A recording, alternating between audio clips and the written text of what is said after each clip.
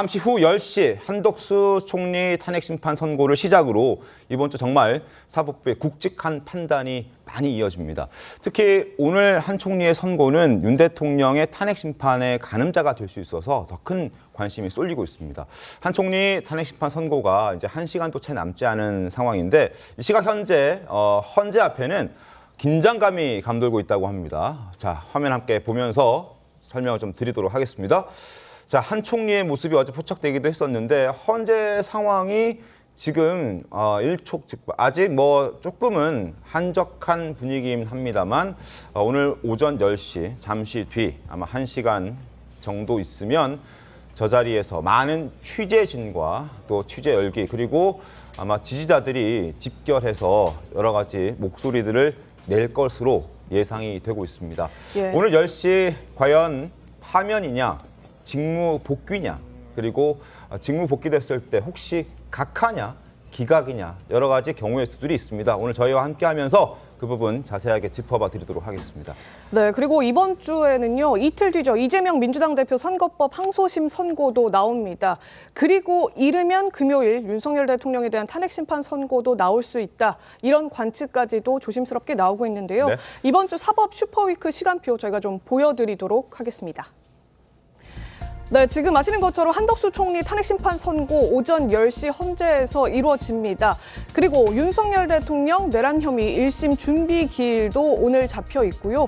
이재명 대표 대장동 일당에 대한 1심 증인 소환 일정도 잡혀 있습니다. 내일은 이재명 대표 대장동 재판, 그리고 수요일에는 이재명 대표 선거법 2심 선고가 있고요.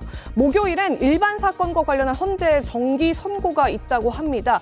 그렇기 때문에 통상적으로 일반 사건과 같이 중요 사건을 선고 내리지 않는 만큼 모든 월화수목 바쁜 일정 끝내고 이르면 금요일쯤에 윤석열 대통령 탄핵 선고가 날 수도 있다, 이런 얘기가 나오고요. 또 반면에 아직까지 또 선고기일에 대한 공지가 없었기 때문에 주중에 바쁜 기일에 헌재가 추가 선고기일을 내리기가 어렵다면 이 28일 금요일도 넘길 가능성이 있다, 4월 초가 될 가능성도 있다, 이런 전망까지도 같이 나오는 것 같습니다. 그렇습니다. 자, 28일에 많은 언론들이 예상을 하고 있습니다만 헌재가 그동안 한 주에 3번의 선고를 내린 적이 없고, 그리고 이틀 연속 선고를 또 내린 적도 최근 20년 동안 한 차례도 없었기 때문에 28일, 과연 28일 할 수 있을까? 혹은 4월까지 넘어가는 것 아니냐? 그러니까 28일보다 더 늦어질 수도 있다라는 전망도 함께 나오고 있습니다. 최 의원께서는 어떻게 좀 전망하십니까?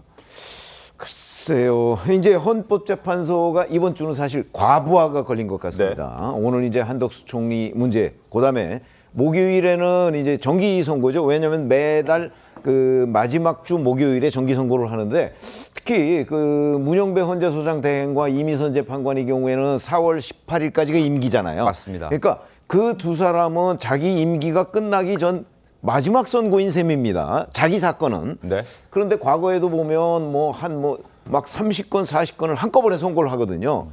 그 모아서 한꺼번에 그 4주차 목요일에 하거든요. 네. 그럼 이번에도 수십 건이 아마 밀려 있을 가능성이 있습니다. 문영배 소장 대행과 임선 재판관의 경우에는 아마 이번 주 목요일에 수십 건을 한꺼번에 할 텐데, 그러면 갑자기 하는 게 아니고 그거에 대해서 다 쟁점도 정리하고 결과도 네. 쓰고 이렇게 해야 되는 거 아닙니까? 이런 것들이 이제 과연 가능하냐? 그럼 목요일 건 어차피 해야 되는데 네. 그러면 바로 이어서 금요일에 윤석열 대통령 거 물리적으로 불가능한 것 아니냐? 이제 이런 지적이 있고요. 네. 저는 개인적으로는 훨씬 더 넘어갈 가능성이 높다. 아직도 헌법재판소에서 윤석열 대통령 탄핵 심판의 그 쟁점 정리나 이런 것들이 끝나지 않았다는 전망도 있고, 네. 그다음에 끝났더라도 평결은 아직 안 했고, 그다음에 그 재판관들 간에 이견이 있는 부분이 꽤 많다. 이런 지적이 있거든요. 물론 그것도 확인된 건 아니지만 네.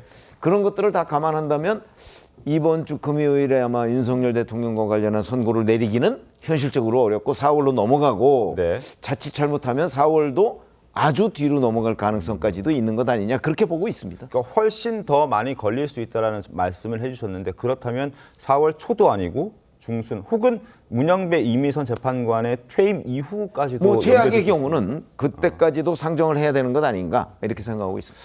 알겠습니다. 그리고 일각에서는 수요일 26일에 이재명 대표 선거 결과에 따라서 헌재 일정도 잡힐 수가 있다. 이런 말도 있긴 하던데요. 구자현 변호사님, 이건 어느 정도 설득력이 있습니까? 사실 뭐 정치권에서 하는 얘기지 헌재하고 법원이 서로 간의 일정을 고려해서 선고기일을 잡는다 이렇게 생각하지는 않고, 그래서 제가 보기에 헌법재판소에서 평의가 길어지는 건 그 자체로 의견이 모이지 않았기 때문이다. 이것이 굉장히 첨예하게 재판관들끼리의 의견이 충돌하고 있다. 이렇게 볼 수 있고, 이거를 헌법재판소 판례를 분석해가지고 설명을 드리자면은 역대 결정례들을 쭉 봤을 때 네. 사실관계가 갈렸던 적은 없어요. 예를 들어서 이제 관념적으로 쉽게 얘기를 하자면 빵을 훔쳤다. 그래서 형법상 절도죄가 성립한다. 그래서 벌금이냐 징역이냐 이렇게 이제 하잖아요. 그러면은 보통 빵을 훔쳤다는 사실관계는 확정해놓고 여기서 재판관들이 서로 다른 의견을 갖지는 않거든요. 나는 훔쳤다고 생각하니까 인용, 뭐 안 훔쳤다고 생각하니까 복귀 이렇게 하지 않고 사실관계는 다 정리를 하고 그거에 대한 헌법적인 평가, 그리고 그게 중대한 위반인지를 놓고 파면 여부를 결정하는 이런 식으로 갔는데, 지금 제가 보기엔 평의 과정에서 사실관계에 대한 것이 정리가 되지 않은 걸로 보이고, 사실관계에 대한 거는 그 조서, 증거에 대한 그 능력에 대한 평가, 이런 것들이 다 종합적으로 이루어져야 되는데 증거 능력에 대한 논란들, 이런 것들이 굉장히 많았잖아요.